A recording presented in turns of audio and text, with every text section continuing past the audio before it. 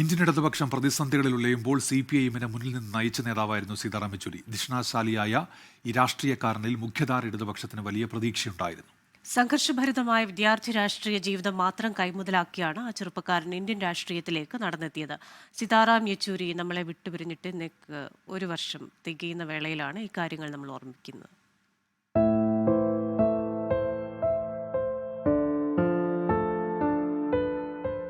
അടിയന്തരാവസ്ഥ കാലത്താണ് സീതാറാം യെച്ചൂരി JNUവിൽ വിദ്യാർത്ഥിയായി എത്തുന്നത്.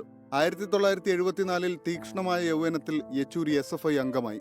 രാജ്യത്തെമ്പാടും നടന്ന സമരങ്ങൾ ഇന്ദിരാഗാന്ധിക്കെതിരെയായിരുന്നു. JNUവിലും അങ്ങനെ തന്നെ.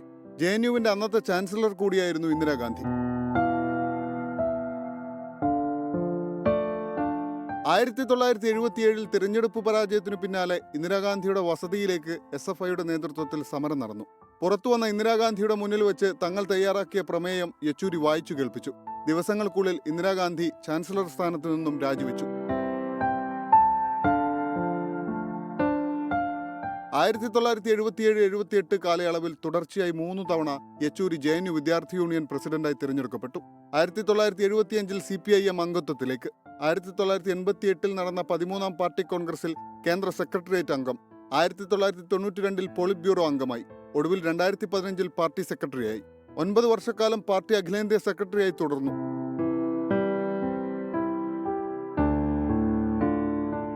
രാഷ്ട്രീയത്തിൽ നിന്ന് ഒരു റിട്ടയർമെന്റ് ആഗ്രഹിക്കാത്ത നേതാവായിരുന്നു യെച്ചൂരി. റിട്ടയർ ചെയ്തിട്ട് ഞാൻ എന്തു ചെയ്യും എന്ന ചോദ്യമാണ് അതിനുള്ള വിശദീകരണം. ജീവിതം അടിമുടി പാർട്ടിയായി മാറിയ യെച്ചൂരി അവസാന നിമിഷം വരെ രാഷ്ട്രീയം ശ്വസിച്ചാണ് ജീവിച്ചത്. Research desk 24.